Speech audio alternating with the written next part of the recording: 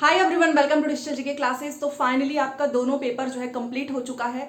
24 का आपका जो है जीएस का पेपर था एंड 25 को आपका लैंग्वेज का पेपर था। लैंग्वेज में तो आपके बहुत ज़्यादा नंबर आ रहे होंगे और आप ये सोच रहे होंगे कि काश ये ऐसा ही पेपर जो है हमारा जीएस वाला होता, क्योंकि देखो लैंग्वेज में आपने 80 गेन किया होगा, आपने 75 70, बट वहाँ से तो वैसे भी मेरिट नहीं डिसाइड होगी, क्योंकि वो एक जस्ट क्वालिफाइंग नेचर का एग्जाम था जिसमें आपको 30 नंबर लेकर आने हैं। एंड मुझे ऐसा लगता है कि जितने भी बच्चे होंगे ना, सभी का 30 नंबर आसानी से आ चुका होगा लैंग्वेज में। क्योंकि कई बार ये भी था कि दोनों पेपर में से मान लीजिए आपने जीएस अच्छा कर लिया है, बट अगर लैंग्वेज अच्छा नहीं होता तो भी आप बाहर हो जाते। बट 30 नंबर लाना उसमें इतना आसान है, क्योंकि उसमें बस ऐसे ही क्वेश्चन पूछे गए हैं कि घर में आप कौन सी चीजें यूज करते हैं, ऑफिस में कौन सी चीजें यूज नहीं करते हैं, इसी टाइप का। मतलब वो तो एक ऐसा लगा था कि हाँ सच में वो 1 to 5 का ही एग्जाम है।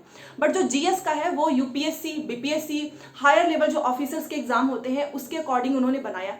और एक चीज और मैं आपको बताना चाहूंगी कि अभी आपने बहुत सारे जो है कट ऑफ पे वीडियो देखा होगा। इवन मैंने भी जो है कट ऑफ की वीडियो लाने से पहले पोल कराया था, जिसमें 30,000 बच्चों का डेटा मिला है। हाँ ये बात और है कि 90 to 100 कुछ बच्चे जो है जानबूझ के गलत वाला नंबर सेलेक्ट कर लेते हैं, ये मुझे पता है। बट फिर भी जिसने सच में तैयारी की थी, जिसने पेपर दिया था, उन्होंने अपना सही नंबर ही बताया है। तो 30,000 बच्चों के जो है डेटा है उसके अकॉर्डिंग मैं आपको बताने वाली हूँ।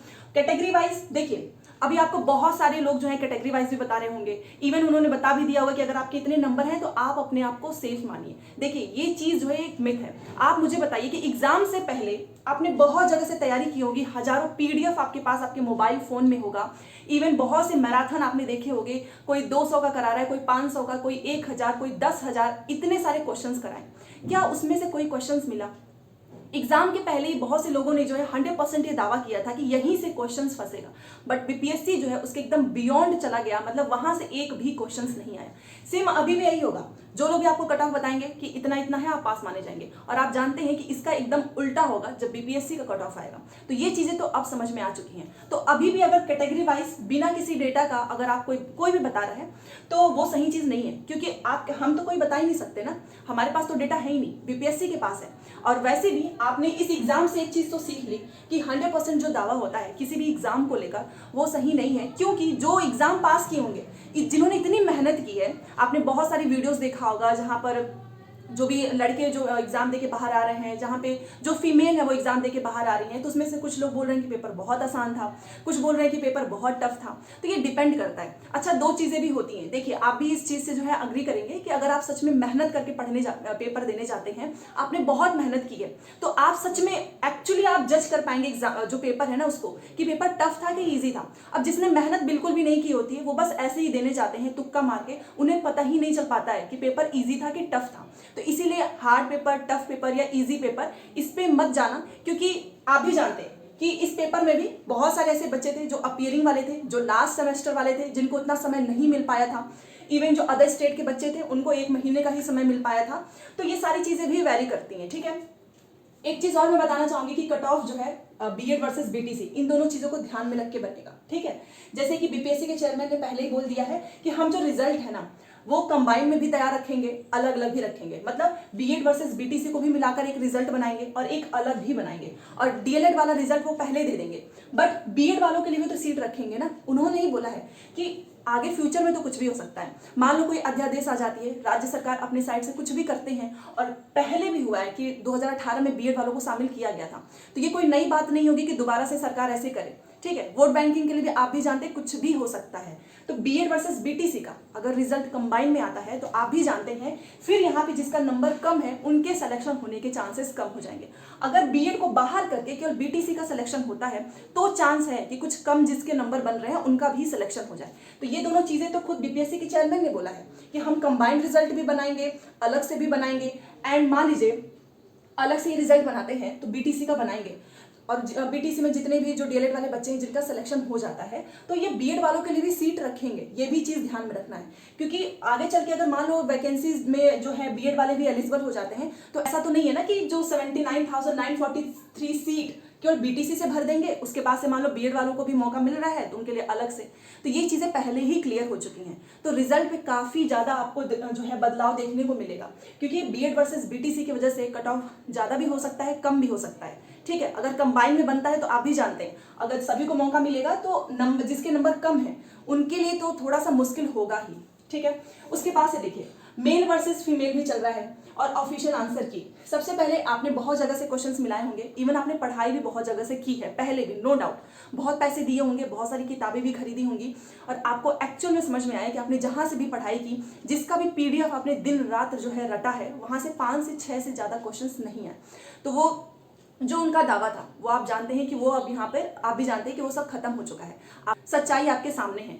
तो क्या ऑफिशियल आंसर की में डिफरेंस देखने को मिलेगा? तो जी हाँ, ऑफिशियल आंसर की जो होता है ना BPSC का, उसमें आपको 10 से 5 नंबर का डिफरेंस देखने को मिलेगा। मे भी आपके अभी नंबर 70 है और आपके 60 हो जाए, ये भी हो सकता है, क्योंकि अभी जहां से भी आपने मिलाया होगा उसमें आपको लग रहा हो कि नहीं ये तो मेरा सही है, बट ये टीचर तो ऐसा बता रहे हैं, तो यही सारी चीजें आपके सामने आएंगी। तो ऑफिशियल आंसर की में आपका एग्जैक्ट नंबर पता चलेगा, जो कि 7 डेज लगेंगे। 7 डेज में आपका ऑफिशियल आंसर की आ जाएगा। वहां से कट ऑफ जो है और भी ज्यादा क्लियर हो जाएगा, क्योंकि फिर जो स्टूडेंट्स के नंबर है ना, वो अलग अलग जो है कोचिंग इंस्टीट्यूट से नहीं, वो डायरेक्ट जो है BPSC के ऑफिशियल आंसर की से होगा। तो आपको और अच्छे से पता चलेगा कि आपके कितने नंबर बन रहे हैं। दूसरी चीज की मेल वर्सेस फीमेल चल रहा है कि देखो मेल का जो पेपर था फर्स्ट शिफ्ट वो काफी टफ था, ऐसा आप लोगों के द्वारा बताया जा रहा है। इवन कई सारी वीडियोस भी मैंने देखी जहाँ पे सेंटर से जो महिलाएं निकल रही हैं वो ये बोल रही थी कि फर्स्ट शिफ्ट का हमने पेपर देखा था तो ऐसा लग रहा था कि हमसे होगा नहीं, बट सेकंड शिफ्ट का पेपर तो काफी आसान था। अब ये जो लोग पेपर देने गए हैं, आप में से जो भी फीमेल देख रही हैं, तो आप प्लीज मुझे बताइएगा कि 10 से 12% का जो है अंतर देखने को मिला है क्वेश्चन पेपर में। इवन जो साइंस के पेपर थे, चाहे करंट अफेयर हो चाहे मैथ हो, फर्स्ट के कंपेयर में सेकंड में थोड़ा सा आसान था, ठीक है, बट फिर भी ऐसा नहीं है कि इतना आसान हो गया है कि सभी पास कर जाएंगे, ये भी मैटर करता है ना, क्योंकि 10 क्वेश्चंस आसान है इसका मतलब ये नहीं कि पूरा पेपर ही आसान है, महिलाओं का भी, ठीक है। तो देखिए, सबसे पहली बात तो male versus female, boys versus girl, इस पे तो जाना ही नहीं है, क्योंकि आप भी जानते हैं ना कि चाहे पेपर इनका आसान हो चाहे टफ हो, इनकी तो ऑलरेडी सीट रिजर्व है 50%, तो इसका तो कोई मतलब ही नहीं है कि मेल का बहुत टफ था फीमेल का, क्योंकि वैसे भी जो है फीमेल की सीट ऑलरेडी रिजर्व है। तो ये चीज सोचना है, समझना है, ठीक है, कि फीमेल की सीट पहले से रिजर्व है, तो इनका टफ हो आसान हो, इनको अपनी ही सीट पे फाइट करनी है, इनकी सीट पे कोई और नहीं आ सकता है, ठीक है, ये चीज भी क्लियर हो चुकी। अब मैंने जो पोल कराया था उसमें मैंने मेल का भी कराया अलग से एंड फीमेल का भी कराया, तो दोनों में मुझे एक चीज कॉमन देखने को मिली है कि 40 से 60 के बीच में, ऐसा नहीं है कि 70 नंबर वाले नहीं है, वो 5% है 6% है, बट 40 से 60 के बीच में ना जो स्टूडेंट है उनके नंबर ज्यादा आ रहे हैं। इवन कुछ तो ये भी करें कि 40 से नीचे का भी तो दे दो, हमारे तो 30 आए हैं, तो 40 से 60 के बीच में है। पता है कि 65 वाले भी होंगे, 70 वाले भी होंगे, 75 वाले भी होंगे, बट उनकी संख्या कितनी हो सकती है? उनकी संख्या 100 होगी, 200 होगी, और इन 100 से थोड़ी ना कट ऑफ आपका बहुत हाई चला जाएगा। डिपेंड करेगा ना कि किस रेंज में बच्चे ज्यादा हैं। तो 40 से 60 के बीच में सभी के नंबर आ रहे हैं, ठीक है। तो 100 मान लीजिए किसी के 85 आ रहे हैं, किसी के 90 आ रहे हैं, जैसा कि आप लोगों ने पोल में किया है कि आपके तो 90 से 100 के बीच में आ रहा है। बहुत से लोग तो जानबूझ के झूठा भी कर देते हैं, बट फिर भी एक्चुअल तो यही दिख रहा है कि 40 से 60 या फिर 65 इसी के बीच में जो है स्टूडेंट्स, चाहे वो मेल हो चाहे फीमेल हो, इनके नंबर आ रहे हैं। अगर मैं ये सच बोल रही हूँ तो प्लीज आप अग्री कीजिएगा।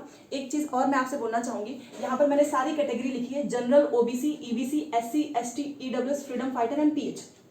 देखिए, अगर मैं यहाँ पर बस ऐसे तुक्का लगा के चली जाऊँ कि जनरल का चला जाएगा आपका 60, इसका चला जाएगा, OBC का चला जाएगा 55 और PH का चला जाएगा 32, मानो इतना नहीं आया तो, क्योंकि हमें कैसे पता? कोई भी अगर आपको बता रहा है तो उनकी बात मत सुनो, क्योंकि अभी कैटेगरी का कोई भी अंदाजा नहीं लगा सकता है। कैटेगरी का अंदाजा हम कैसे लगा सकते हैं? ये तो जो बच्चा जिस कैटेगरी में होगा उसे ही पता होगा।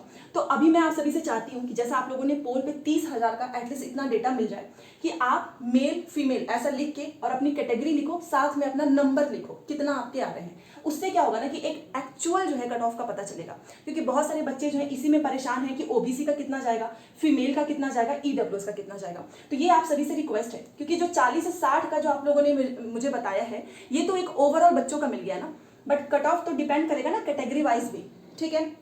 खास तौर पे जो फीमेल है, आप मुझे प्लीज बताना कि जो फीमेल है कैटेगरी वाइज, क्योंकि कैटेगरी वाइज ही बनेगा, ठीक है, तो आप भी मुझे बताइएगा। तो अभी तक देखा जाए तो 40 से 60, 65 इतने के बीच में हैं बच्चे। और इवन आपने देखा होगा कल ही जो है ट्वीट किया था BPSC के चेयरमैन ने कि 75% हमको सीट भरनी है, और उन्होंने ऑलरेडी ऑफिशियल आंसर की में ये मिनिमम आपको नंबर बताया है परसेंटेज में। जैसे इन्होंने जो अपनी ऑफिशियल नोटिफिकेशन निकाली उसमें लिखा था कि अगर आप जनरल से हैं तो आपको 40% पास करना है, 40 के नीचे जैसे ही आप आए फेल हो जाएंगे। पिछड़ा वर्ग 36.5%, अत्यंत पिछड़ा वर्ग 34%, SC है, SC, ST, PH और फीमेल इनका है 32%।